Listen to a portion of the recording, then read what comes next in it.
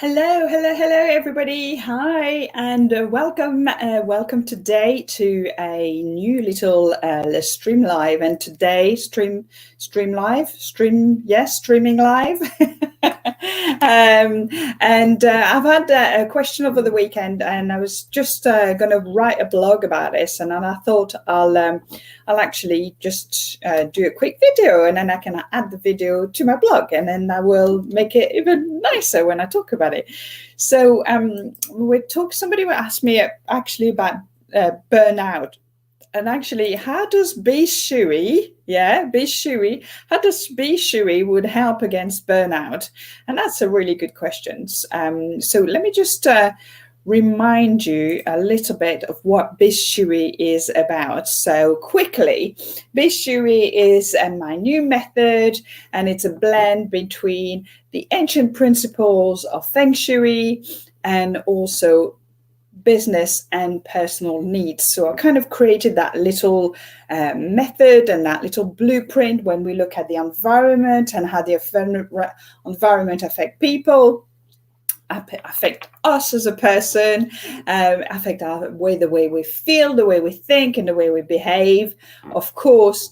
And then if we feel good in our environment, if we feel good in ourselves, we're going to give great service. We're going to have great teamwork, great communication, and our customers are going to be happy with dealing with us. So as a person or as an organization, using BizShui to train and to look at all those three areas of the business will really help the individuals to give great service. So this is kind of a reminder of BizShui. So things that you could be doing as an individual or as an organization. If you're an organization and you have got employees quite stressed out and anxious, perhaps going back to work, this is going to be a lot of people now having to go back to work, having to change again the environment. They had changed one way, now they've been asked to change another way. They used to have desk, and now they don't. They have to hot desk. They have to book their desk. So you kind of, you're losing that kind of feeling welcome, feeling warm, feeling at home just by having something on your desk and your little photos. And this kind of creates, your own little environment. And when people lose that, it's another thing that they kind of lose control of. And really, when you think about what burns out is just too much of doing. So you're not stopping, and you're completely, in that sparrows, and it's that sparrows going down. And so what I'd like you to think about is three things. So burnout is just you've just gone too much about it, right? And this is when there's too much yang energy in around you. This would really affect how you feel, because if you're already, stressed, if you're already kind of, doing so many things together, you want to ensure that your environment isn't stressing you even more than the rest. So look at your environment, look at things that perhaps too much light, too much fire, maybe too much burning colors around you. We need to kind of reduce, if we've got a yin and yang, if you're too much in that yang energy, this is where the burnout happens. So you need to bring some of that yin energy to really kind of start bringing yourself down, your thinking, your feeling, and your behavior by doing that. So really kind of reducing your environment with the things that are happening around you. Secondly, obviously, clutter will be a big thing, to really kind of the burns out, the things that you can't find. You're always stressed out because you can't find your keys. You're running around because you can't find your files. You're annoyed and stressed because you can't find the telephone number of somebody. Everything is going to stress you out. So the more organized you can be, the less clutter around you. This is really going to help you to kind of reduce that extra energy that you have, because your body will stop, worrying about all those things, because your body will know that things are in their place and you don't have to look for it. You don't have to worry about it. So reduce that yang energy, bring some yin, bring some kind of warmer colors, some cooler colors, things that really kind of gonna cool you down.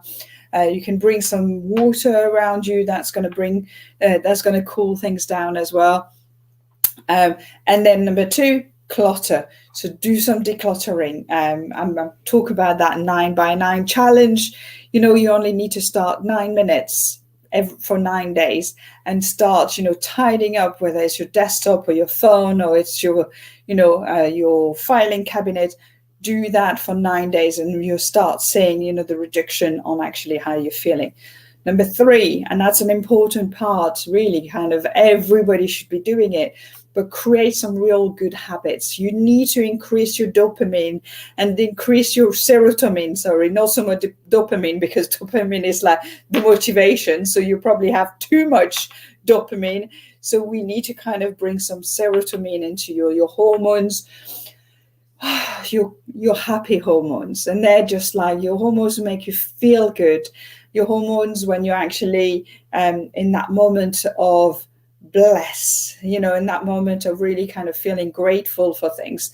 So start the day and already visualizing your day. Get things ready the night before. What are you going to wear? What clothes are you going to wear? Prepare yourself psychologically for the day in advance. When you get up in the morning, drink some water or lemon water, which will help you kind of reduce, some of your toxins within your body. Create some really, really good habits in the morning. If you're not sure and you don't know how to start meditating, perhaps just take 5 minutes for yourself before you get going, before you start work. Don't, stay in your bed and just empty your mind and just then visualize what's going to happen during the day, all the beautiful things, but do it in a very loving way and in a very caring way for yourself. How you just, going to go over all the things that you've done. So this is really good. During the day, another habit, obviously, eating healthy, drinking water, a lot of that kind of things is, kind of throughout the day. Taking your lunch, going out, getting some fresh air, just taking that 10 minutes outside and just breathing in some of that sunshine. Do that. And in the evening, your evening habits, write a little journal with all what you've been grateful for. This is really... be grateful. This is when you start releasing those happy, loving hormones, so remember all the good things that happened, the little things and the big things as well. Create, a little journal, take that time for yourself, maybe have a bath or, something that, again, is going to bring you down, and start, creating habits will help your body and yourself so much in really kind of getting over those burnouts. So 3 things to remember. Just look at that yang energy around you. What is around you that is, not helping with the burnout? Is just, at you all the time. So reducing the environment, bringing some more yin energy into your environment, reducing clutter, making sure you're more very, very organized, so you know where things are. You don't have to stress out, look for it. And then also creating some really good morning habits, evening habits, releasing some happy serotonin hormones to, get yourself together. And there is so much more that can be done. So I will write a little blog and give some more tips. But if you have any questions, or if you want to know what else how can BizShui help you, how you're feeling at the moment, or what you're doing in your job, and perhaps you would like to know what BizShui could do for you, let me know. Post a message or send me an email separately, and I'd be very, very happy to help you out in that one. That's all for now, Pips. Thank you very much. Have a beautiful, beautiful week. Bye for now.